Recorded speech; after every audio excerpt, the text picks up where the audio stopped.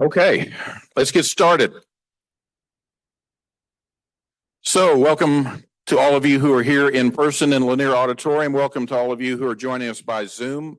My name is Bill Keffer, and I'm here at the law school in charge of our energy law program. And today we have our third and final energy law lecture series event for the fall semester. Those of you who have been with us earlier in the semester can remember that we had Craig Enoch, former Texas Supreme Court Justice, with us in September, and Krista Castaneda in October, the lawyer that represented T. Boone Pickens in that last trial in Pecos, Texas, she told us about. Today, we have an even more exciting speaker and subject to share with you, and so I'll introduce our speaker in just a second.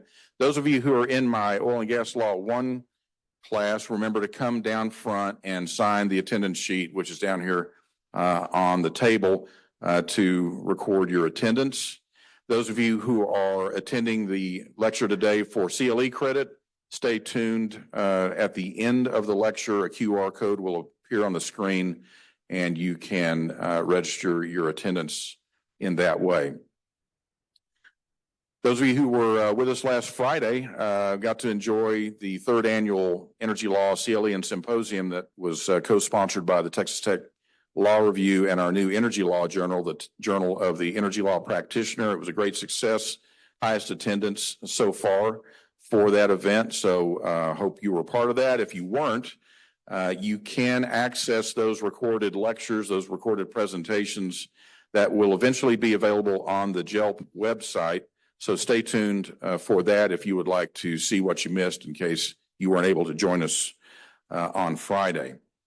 So today's guest speaker is a Texas Tech law alum, among other things, but he's also a very, very successful fella in the energy business. First, for many years in the oil and gas business, but now what he's going to be talking about today is sort of his second energy career, dealing with nuclear energy. So I think it's safe for me to say that in the, I don't even know how many guest speakers we've had in this lecture series since 2014, but in the 50 or 60 that we've had, I think this is going to be the first time we've talked about nuclear energy. So this is going to be a brand new subject, but it's really exciting, and you're going to see why here in just a second. Our guest speaker is Doug Robison. He's founder and president of Natura Resources.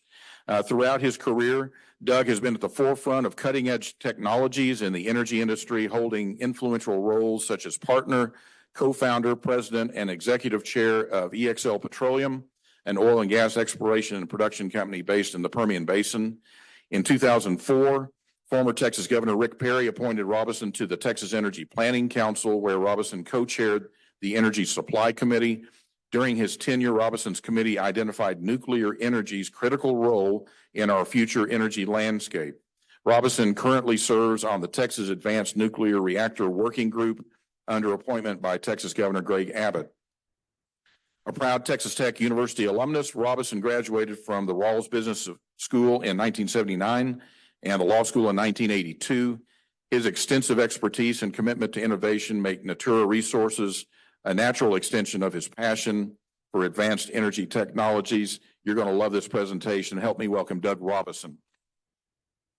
Thank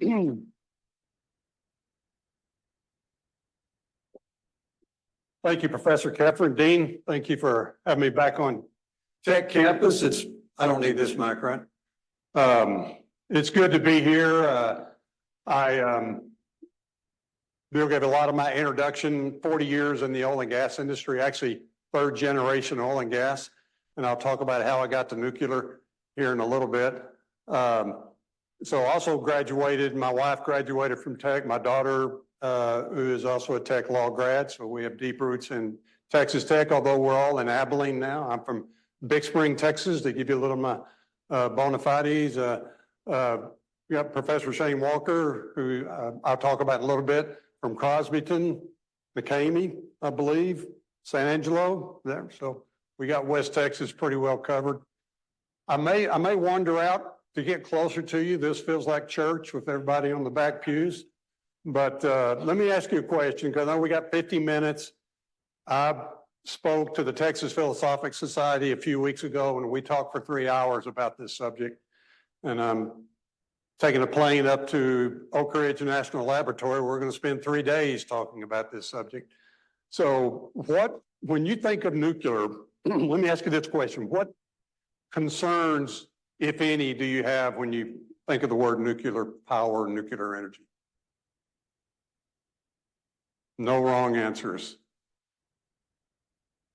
Yes?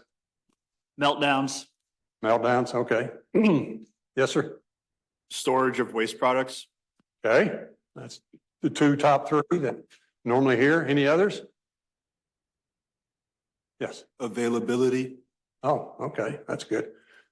Any others? Who? Yes. Weapons of mass destruction. Yeah, those are the three. Yeah. The proliferation, discharge, what do you do with the waste? Availability, that's more on the positive side. Who here, when you hear the word, don't really have a concern? Just hold your hand up. Okay, good to hear. So let me tell you a little bit about Natura resources. And I was saying earlier, I'm notorious for not following PowerPoints. And I would much rather answer your questions. So if you have questions, and I've asked Professor Keffer if he has anything he wants to move me in as far as, if I start to wander into things that aren't interesting, then just let me know. But if you have questions, I'd rather talk about that. So Natura Resources is a company that is funding what could be the first advanced reactor ever constructed in the United States. That's a big deal. We are deploying what is called Generation 4 technology. It is a molten salt cooled, liquid fueled reactor. They built the reactor in the 1960s at Oak Ridge National Lab. That's where we're headed to this evening. And that reactor operated for about 4 years. The customer for nuclear technology in the 1960s was not the Department of Energy, it was the Department of Defense. And so Admiral Rickover, if you've ever heard that name, was in the process of building a nuclear navy. We were in a Cold War arms race with the Soviet Union in those days. He wanted nuclear aircraft carriers, nuclear submarines, and the ability of rich uranium to plutonium for warheads. And so molten salt reactors aren't good for those things. The proliferation issue was addressed. You really can't use molten salt reactors to enrich to uranium. And if you use a thorium fuel cycle, I don't know if I'll talk about thorium, which is an advanced fuel, it almost gets impossible at that point. So that's not good for that. And a liquid fueled reactor that's sitting on an aircraft carrier that's doing this on the waves maybe is not a good idea either. And so the technology chosen in the 1960s was what we know as nuclear reactors, solid fuel, light water or water cooled reactors. And those are incredible machines. And everywhere in this space are former Navy nukes, people who have operated on reactors, with reactors, on submarines or aircraft carriers or so forth, and they love those machines. And they're perfect for that purpose. But it's as if you built the first vehicle you ever built was a tank for a battlefield, and you needed armor and you needed treads, and let's throw some cannons on it. Well, we don't need tanks today. We need buses, we need power. And so maybe light water reactors aren't the best technology. And that's what we're setting out to demonstrate in the advanced reactor space. It's generation 4. So generation 4, it addresses really I've already talked about one, proliferation. The first concern was a meltdown, I think we talked about, or let's think Fukushima as opposed to meltdowns, an accidental release that happened there. So that is from a water cooled. All of our reactors currently, we have 2 commercial reactors here in Texas, Comanche Peak and South Texas. And then we have 2 research reactors already in Texas on the University of Texas campus and on Texas A&M campus. I don't know if anybody here's from Austin, there's a nuclear reactor right in the middle of Austin. Did y'all know that? If you know where Research Boulevard is, that's why it's called Research Boulevard, because that's where the reactor is. Those are solid fueled, water cooled reactors. So all a reactor does, and I'm oil and gas, so if you want a more in depth, I'll bring some PhDs in physics and chemistry with me next time. But really what a nuclear reactor does, it creates very, very incredibly high temperatures when the fission occurs, and the fission occurs in a space where there's a moderator that slows the particles down to when they begin to collide with each other. When they collide, they create heat. They separate, they have more collisions. That's called a sustained reaction, and you generate a massive amount of heat inside that core, inside that moderator.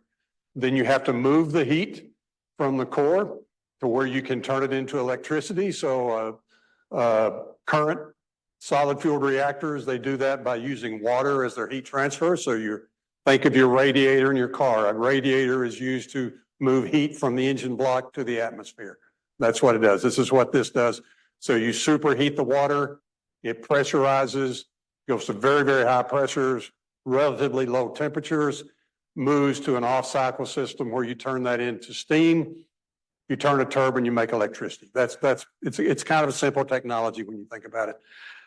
Liquid fueled, being water, is where you get pressure, extremely high pressures, because water phase changes to a gas at a very low temperature.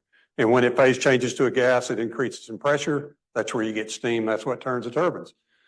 That's also an issue with very, very high pressure. That's what happened at Fukushima, is basically you had an overpressurized situation because of the tsunami. The containment dome that you see on the top of a reactor, that does not contain a nuclear explosion.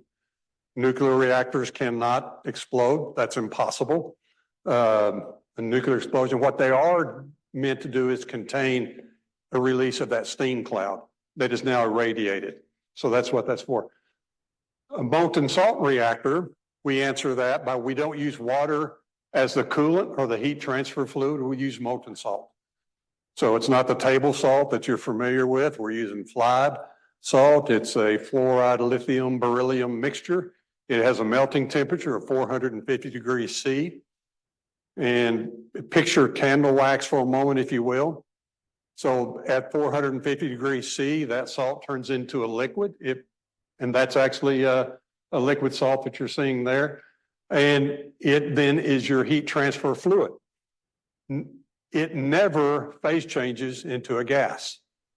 All right, so that pressure that we now deal with on light water reactors does not exist on molten salt reactors. The temperature at which the molten salt converts into a gas is higher than the melting point of the stainless steel of the reactor core itself. So it's physically impossible to ever phase change to a gas. So we operate at almost over twice the temperature of a light water reactor. We operate at 700 degrees C, between 600 and 700 degrees C.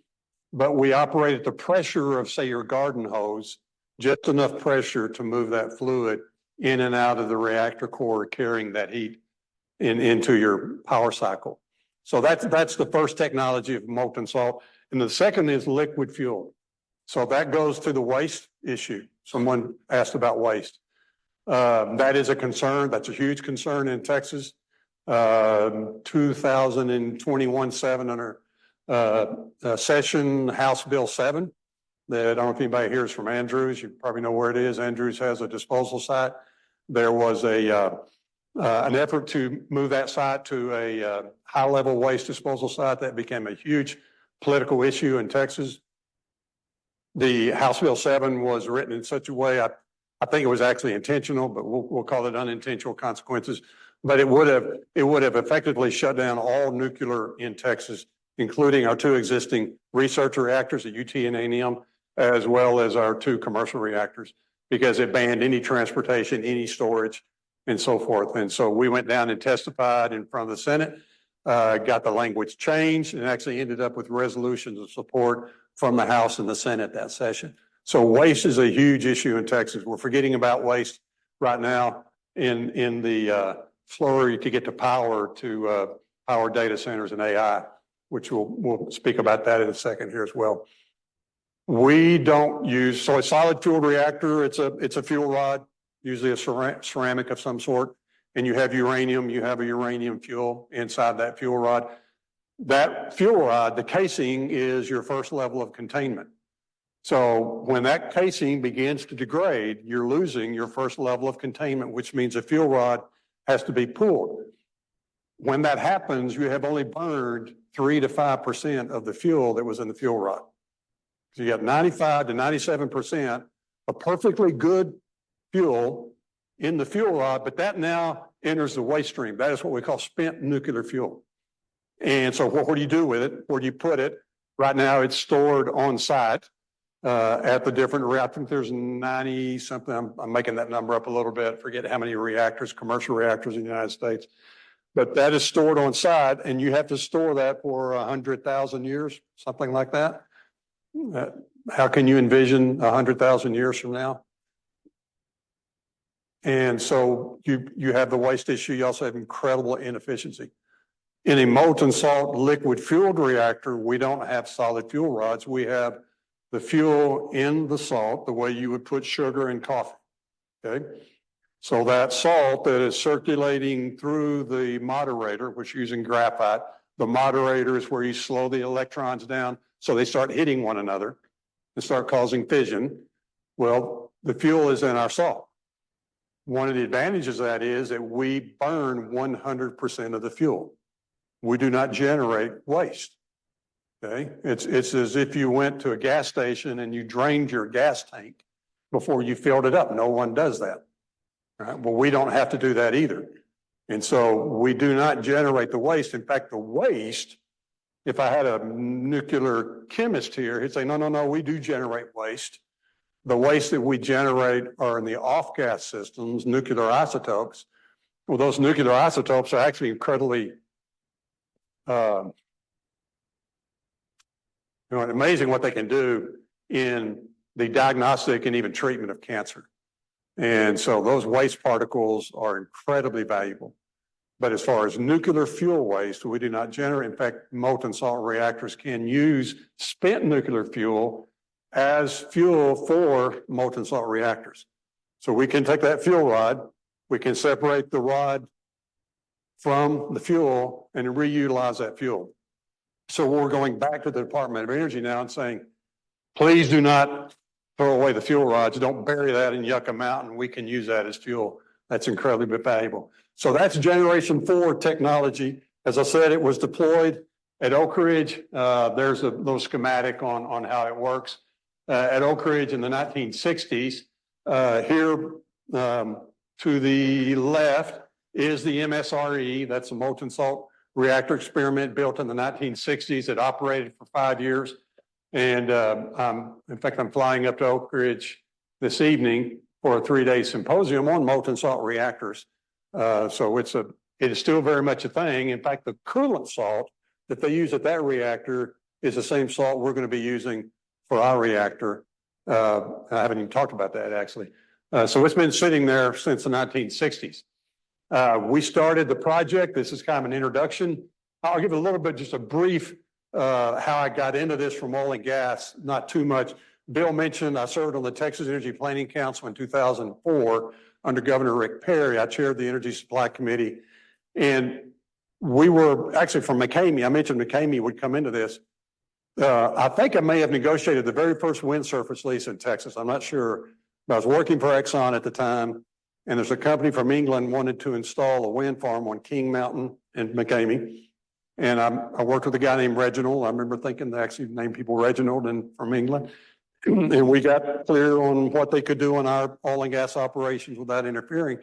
But anyway, the mayor of McCamey, so my committee, the Energy Supply Committee, and what we were told from the governor's office is, how can we maximize energy production in Texas? And so every month we held a hearing with different aspects of energy in Texas, basically saying what legislation would help you increase or maximize your energy production. Well, the mayor of McCamey testified at the very first hearing and said that wind energy would replace oil and gas. And to her credit, she came to every single hearing. Now, she didn't get to testify every time, but she was very aggressively pushing the technology of wind. And so I found the need to issue a finding on wind. Not that we were really focused on that, to tell you the truth, because we were revolutionizing with hydraulic fracturing as we were meeting. That was happening in the Permian and the Barnett. But because of her claims that wind was going to replace oil and gas, the finding that we issued was if, it was a hypothetical, if you were to replace hydrocarbons, and that's coal, natural gas, and crude oil for power, particularly on grid level power, base load, the only technology that can do that is nuclear. And then we went on and talked about oil and gas. So that's how McCamey figured into that. So I had already been thinking about nuclear back in 2004. Well, in 2017, I started funding some research at Abilene Christian University on molten salt reactors. This technology that had been buried in the 60s was starting to come back into review. And so I made a gift to the lab and thought I actually was planning on retiring. That's why I was in Abilene at that time. And the Department of Energy heard about the research we were doing. Governor Perry is now Secretary of Energy Perry with the Department of Energy. So he sent a team down to the labs. That was in December of 2018. They were kind of blown away with what they'd seen. They said, you guys need to fly to DC. You have no idea how important this is. And so President Schubert, the president of ACU, Dr. Rusty Towle, he's a guy I met in the back of the room and started funding the research in 2017. And I myself flew up to DC, met with Department of Energy, and they said, you have to build this reactor. We have to beat China. We have to beat Russia. This is critical strategic technology. And I held my hand up and said, okay, we'll build the reactor. And I admit when we walked out of the door, Dr. Schubert looked at me and said, Doug, do you have any idea how we're going to do this? I said, Phil, I don't have a clue. And he said, would you figure that out? And so I set about to figure that out. I researched law firms that had a nuclear regulatory component to it. I found one in Houston, Texas, King and Spalding. Called King and Spalding and set up a meeting. I'm sure they thought I was crazy. I've been told since they researched me just to make sure I could pay my bills. And so here we went. So what we did, we discovered sponsored research agreements. Anybody here familiar with sponsored research? Dean, I know you are. Shane is. So sponsored research agreements where an industrial partner finds a university and says, we want you to conduct research in this area. Here's some money to do it. The university conducts the research. If you generate intellectual property, the university usually owns that patent. However, there's exclusive license back to the company for use of that information, and that's sponsored research. And it's a big deal at universities. Probably not so much at law schools, come to think about it, but certainly in the STEM areas. And so Natura put together $30.5 million of sponsored research into what became known as the Natura Research Alliance.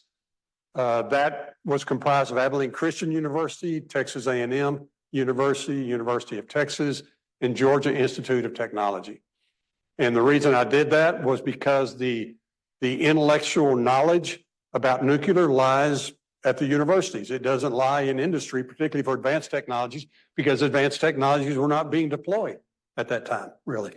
And so the result of that is we stood up the Natura Research Alliance, and the mandate to the team, I have an oil and gas perspective.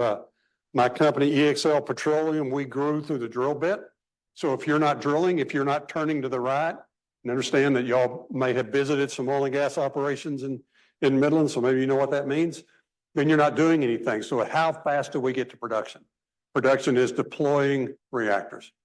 The dry hole in the nuclear industry, in my opinion, is failure to licensure.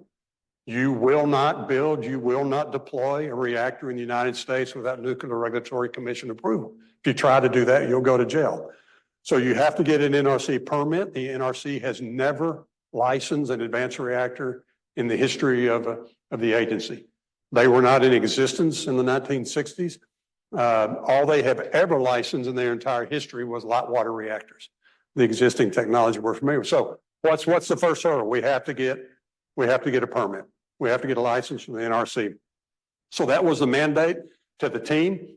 Within 2 years, that team of researchers, and we had up to 150 at the 4 universities working on this project. Within 2 years, we had filed our license with the Nuclear Regulatory Commission and been docketed. At that time, there was only one other company that had got there. We got there in In 2 years, there's other projects that had been around for up to a decade, had not even got to the point of filing for an application.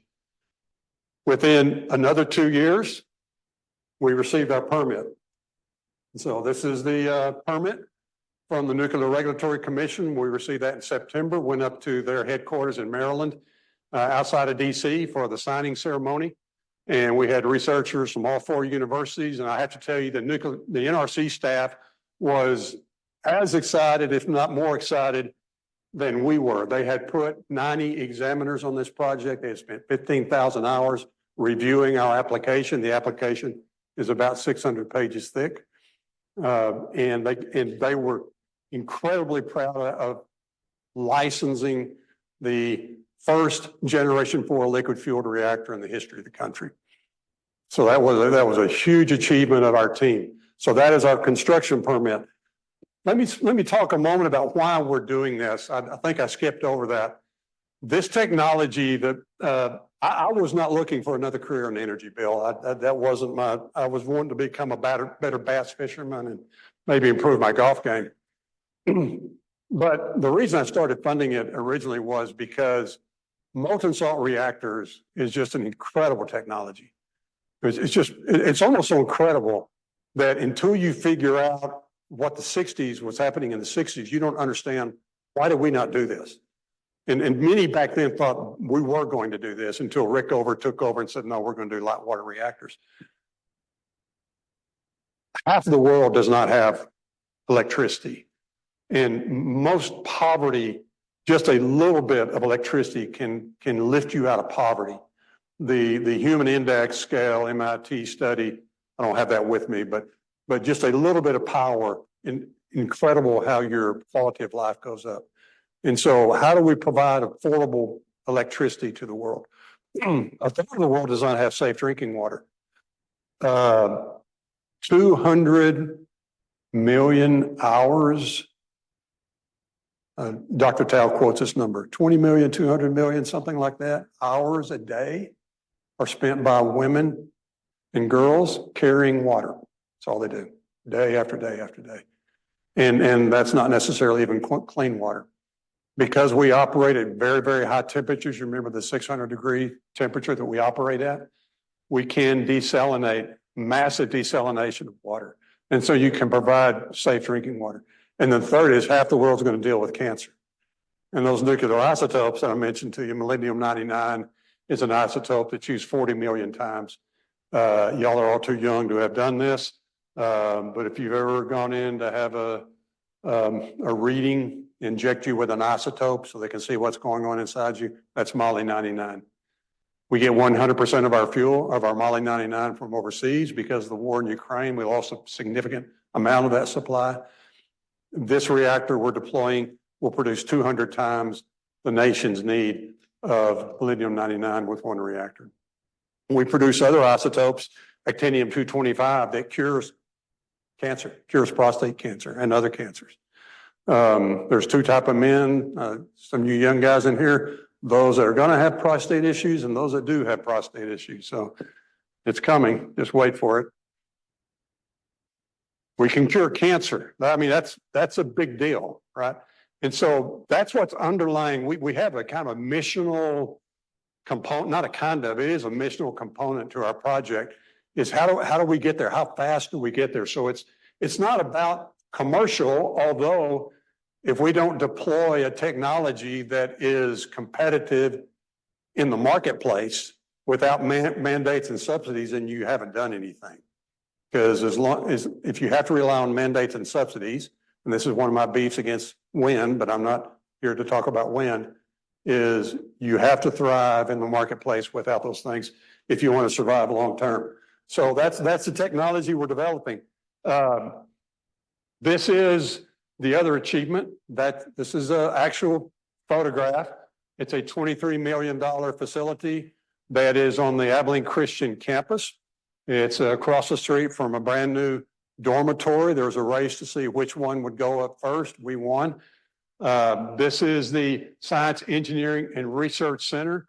23 million, I think I said that. The really important part of this, you're seeing some of the is over here. I don't know if that laser pointer is not going to work. This research bay, so that's the large part of the right. And you're looking at it inside here. That trench that you're looking at is 15 feet, 30 feet deep, 15 feet wide, 80 feet long. There's a large cargo door in the back and a 40-ton crane on the top.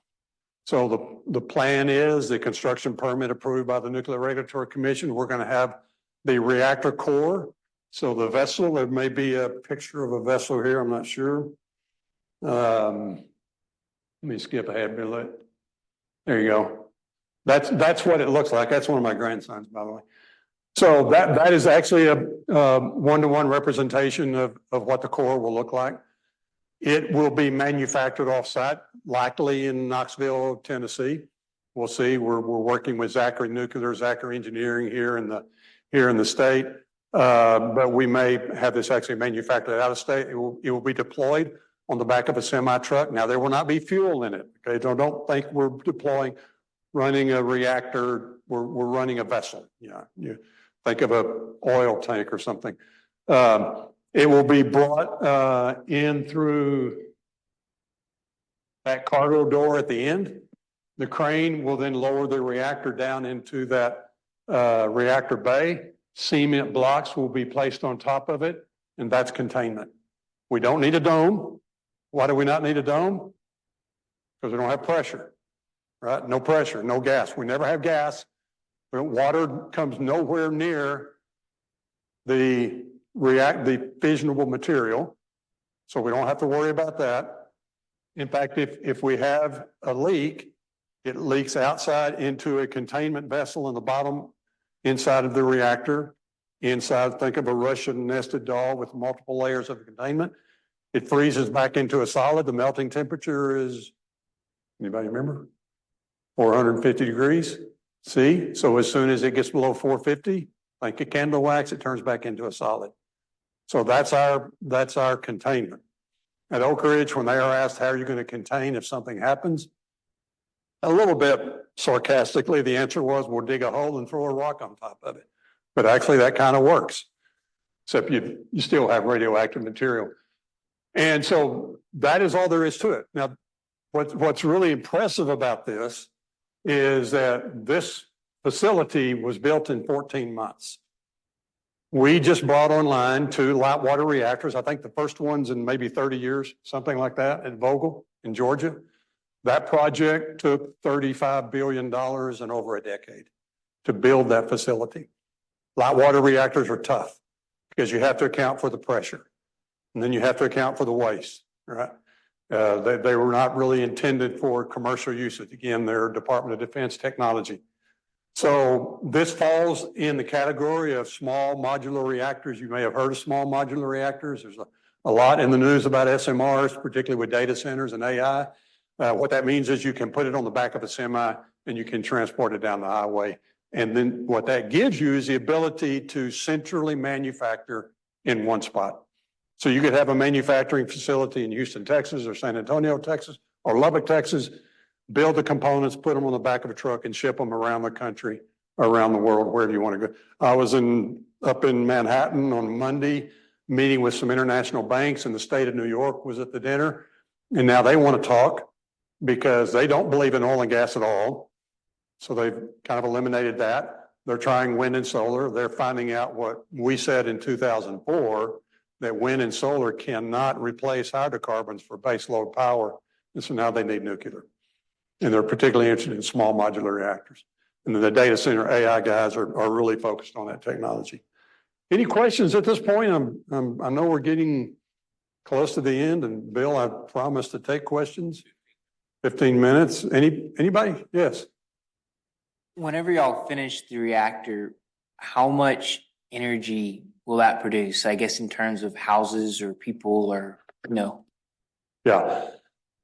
This first reactor is it's regulated under the Department of Energy University Research Reactor Program.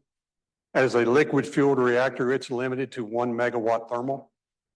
So that's not very much power, but it's not a power reactor. It's a research reactor. This first reactor does two things for us.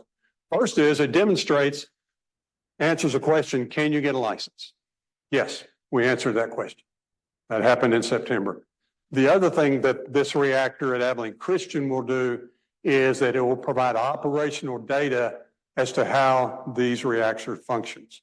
When they built the reactor in the 1960s, I'm going to answer your question. When they built the reactors in the 1960s, they did not gather as much data as we need today. Most of that is what happens in solution. It's a lot of chemistry. To tell you the truth, it's more chemistry than physics. And, example is iodine. How much of iodine is going to come out of your waste product? We have built this first reactor to assume that 100% of the iodine is going to escape into the waste gas system. And so we have engineered for that. We really think it's really more like 10%, but we have to answer that question. The Nuclear Regulatory Commission has been very consistent in lots of different initiatives that are wanting to bring different types of advanced reactors onto the grid, saying before you build a commercial reactor, you have to demonstrate how the technology works and gather the data. The NRC does not license based upon we think this is what is going to happen, or this is what our studies show is going to happen. That won't work. They say we need real operational data. Go build a test reactor, go build a demonstration reactor, gather the data, then come back and support your commercial license. This is our demonstration reactor. We need 2 weeks of operating data to answer those questions from this reactor. The commercial reactor, which is what you're asking about, is going to be 250 times more powerful. So instead of 1 megawatt thermal, 250 megawatt thermal. This is the work. And I need to mention the Produced Water Consortium, Shane. This is that high process heat. What you can do with that heat at 600 degrees in clean fuel manufacturing, green fuels, water desal, chemical processing, chemical manufacturing is absolutely amazing when you have that much heat. So we will produce 250 megawatts thermal. And if you convert that to electricity, that's 100 megawatt electricity. How many homes that? I don't know how many. I knew that number at one point. How many homes would that do? One reactor, I believe, would power Abilene, but I'm not exactly sure about that. But the 250 megawatt thermal, 100 megawatt electric. Let me introduce. I talked about Shane. Shane is the new head of the Texas Produced Water Consortium. You're currently the head of the Texas Tech Water Resource Center. Is that right? So Dr. Walker is the Texas Produced Water Consortium was funded by the 2021 session. $5 million went to Texas Tech to house that consortium. If you've been to the oil field, you may know about produced water. When I operated, produced water was an expense. A normal operating expense is now a liability. And so Tech has engaged, Natura has entered into agreement. We've done a feasibility study on deploying a molten salt reactor in the Permian, desalinating produced water and providing power to the Permian. I could talk for another hour about oil and gas. I'm better on oil and gas than I am nuclear, really. The two issues facing the oil and gas industry is air and water. And they've got to figure those two things out. Desalinating produced water helps on the water side. Providing power to the Permian with the nuclear reactor helps on the air side. And so there's a very good likelihood, as Professor Keffer mentioned, I'm serving on the Advanced Nuclear Working Group under Governor Abbott's appointment. We submitted 13 proposals to his office. I believe we're going to get his recommendations to the legislature here in a week or two. And a very likely first deployment of advanced nuclear, perhaps supported by the state of Texas. We'll see what Governor Abbott chooses to do. Will be to deploy a reactor in the Permian, desalinating produced water and providing power to the Permian. So Dr. Walker, looking forward to working with you on that. Yes. Do you possibly foresee like this rise in nuclear energy disrupting the oil and gas industry at all, or kind of, for us, energy focused lawyers who want a job in 20 years? Do you see it having any? Not in your lifetime. No, not in your lifetime. The amount of power needed, if right now the rise of data centers and AI, I don't know if y'all are following that. The Texas grid is currently 90 gigawatts. The ERCOT, the Electric Reliability Council of Texas, surprised the Senate and came out with a forecast a couple of months ago And they said, oh, instead of maintaining, we're struggling to maintain 90 gigawatts, by the way, because we have a lot of coal power falling off the grid. So how are we going to replace that coal power? Wind and solar is not as reliable as maybe some thoughts were. ERCOT came out and said, yeah, we're going to 146 in the next 6 years, 146 gigawatt. Encore just applied for 80 gigawatts. Now remember, the Texas grid today, the entire grid is 90 gigawatts. Encore just applied for 80 gigawatts of new connection, new power demand, not supply. 75% of that, 60 gigawatts of that power is for data centers. Data centers, Microsoft, Google, and Nucor issued a request for proposal about 3 months ago. They need just those three companies need 100 gigawatts of power to power their data centers. AI has shot the data center world into a frenzy. An AI search requires 10 times the power. I don't know if you think of power being a part of a search on your device, but it is. Something has to power those computers, processors. They need 100 gigawatt in the next 10 years. That's larger than the Texas grid. That's just those three companies. And wind and solar won't work because they need it 24/7, 365. So it has to be reliable, not renewable. And they don't want to use fossil fuels because they climate concerns. And so the only thing that will work for that industry is nuclear. And so what you see that you actually saw that working out in the marketplace a month ago.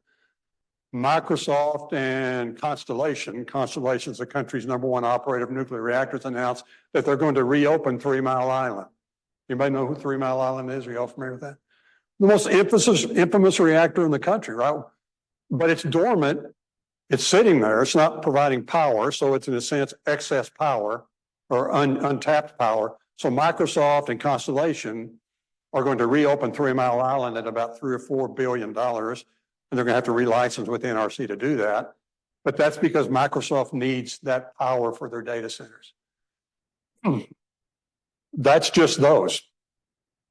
So City of San Antonio, we met with them 2 weeks ago, and Joint Base San Antonio, Department of Defense. Department of Defense is saying we need 100% reliable power by 2030. And they're not even halfway down the road. Then you get into carbon capture technology. There's a new carbon capture plant being built outside of Odessa. Zachary, that we're working with on our project, is on that project. That's an Oxy project. Oxy's carbon capture plants, so carbon capture is capturing carbon out of the atmosphere, disposing, creating carbon credits. So if you're Mercedes, or these are actually some of the customers for carbon, Mercedes or the Texas Rangers or whomever, and you're going to produce emissions because you have to produce emissions. You have to fly your team around the country, whatever the case may be, or you're going to build automobiles. How do you offset that? Well, you offset it by buying carbon credits. Just Oxy, the amount of carbon capture that they want to do would consume 100% of the natural gas production in Texas. That's obviously not going to happen, because if that happens, then the rest of Texas goes into the dark. That's what brought us out of the dark during Storm Uri in 2021 was natural gas. Natural gas is an incredible. My point is the electrification and the need for new power. We're going to be in a tremendous struggle to even meet that, going full bore on oil and gas. I would argue bring coal back online, but nuclear as fast as can. We do not have the luxury, we will not have for decades the luxury of having too much power to where we can start, particularly with natural gas. We've got to keep natural gas production moving. So if you're going into oil and gas, you're going to be in a very safe space. What we are, the first two deployments that Natura did, and 4 years ago, I said, I want a feasibility study conducted on marrying a molten salt reactor with a refinery, because refineries need heat and they need power. Refinery uses 1/3 of the fuel stock that goes into the refinery, so the product they're bringing in, they use that, they burn 1/3 of that to generate that heat and power. That's obviously an emission source. If you put a molten salt reactor there, we can provide, again, 600 degrees C heat. So there's the heat. We can also provide the operating power for the refinery. Their fuel stock just went up by 50%. The other deployment is the one I mentioned with the produced water consortium in the Permian, desalinating produced water and then providing electricity for oil and gas operations. So all the deployments we're looking at are in partnership with the oil and gas industry, both upstream and downstream, not replacing that. I don't see any possibility of talking about replacement for decades to come. 5 minutes. All right. Any other questions? Yes.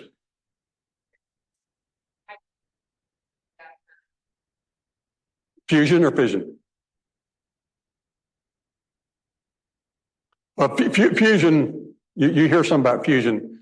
The physicists I talk to do not believe fusion is going to happen for 50 years. So hydrogen production, if you're talking about producing hydrogen, the concerns about hydrogen as a fuel is a massive amount of water that it takes to do that. And we haven't even talked about the water shortage in Texas. I think that may be actually more severe than the power shortage in Texas. Nuclear technology can help for that. And so I think that's considered a green fuel. I don't know a lot about it.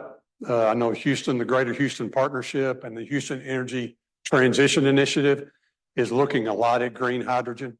But the concerns is how much power is it going to make to manufacture that? Where are you going to get that power? Because again, we're short on power. And then how much water is a part of that process? And where are you going to get that water? Because we're short on water. And so we have not done a feasibility study, so I don't have a direct answer. But my sense is if you need water and heat or water and power, the heat provides the water through desal. Maybe there's a joint technology there. Any other questions? Yes. If we were to switch to the, salt reactors that you're talking about, do we have the domestic production capability to actually manufacture these on a commercial scale? I'm gonna jump to the slide. I didn't think I was gonna get to that one. That's the Hubbard curve. Do y'all know what the Hubbard curve is? You teach the Hubbard curve, Professor? You don't? Yeah, King Hubbard came up with this in the 1960s. This is the peak production. We thought we hit peak oil you can see it in the 1960s when I worked for Exxon. We lived and died by that curve as everybody else did because we were on the curve. We busted the curve with the fracking technologies you can see there in the early 2000s. So remind me your question because I was leading to it, but I got off on that Hubbard. Do we have the domestic production capability? Right. So what happened here when in my EXL, my company was pioneering the hydraulic fracturing technique in the Permian. When this happens, then basically what happened is we quit drilling dry holes. That's what that fracking technology did. And so what that means is if you've ever played roulette, you win on every spin, every space, every time. How much money do you put on that table? Everything, right? And so when that happened, $90 billion of private equity was trying to place in the Permian because of every well's productive, every well's economic, the risk is gone, right? You're going to make money. When that happened, new industries get stood up. You had steel mines reopening in the Northeast to power the Permian. And we started building rigs again. No one thought we'd ever build drilling rigs again. Sand mines were opening up in Wisconsin to provide frac sand. The only new rail being laid in the U.S. was being laid in the Permian to handle all the commercial traffic. And so you see new industries being stood up when that kind of money gets involved. And then regulatory reform. I worked with Bill's brother, Jim, who was chairman of House Energy on some regulatory reform here in Texas at the time. So my answer is I've seen it happen. It happens again and again. When you have new industry, new technologies, then those industries, what you're really talking about, I don't think it's manufacturing because those vessels are not that hard to build. We actually fabricated some of our test systems outside of Abilene, some local shops. I know we can do it. The oil and gas industry builds pressure vessels all the time. It's really fuel. Where are we going to get the fuel? The uranium, you have to mine the uranium or the thorium, whatever we use it for our fuel cycle. I got one final question. I got 2 minutes. So this is a Natura Challenge coin. It has no intrinsic value at all. A little bit of a pop quiz. So what is the fundamental force that powers all nuclear technologies? Kind of a trick question for law school. Just shout out. No, I hate one word answers too. I got a word that's right, but that's not the word. Anybody else? Yes?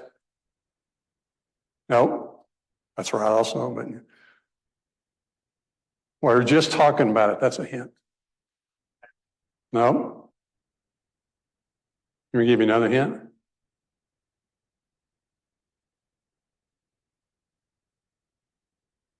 Challenge. Who said that? Money. Money. That's the right answer. Come get this. The meeting I had in New York was with 30 representatives of international banks that are now saying we're in. That's trillions of dollars waiting to jump into nuclear. When that money hits the table, everything changes. And that's the last pin to fall. Can pick this up. Pleasure speaking with you. Thank you.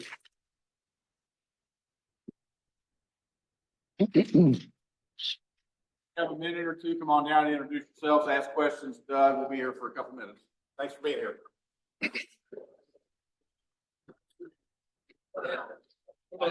How are you? My name's Dan. Daniel, good to meet you. Originally from Congo, but I live in Abilene now. Oh, you do? We have a lot of international students on our. Thank you, Dean. Appreciate it very much. Yeah, so I didn't know we had a nuclear captain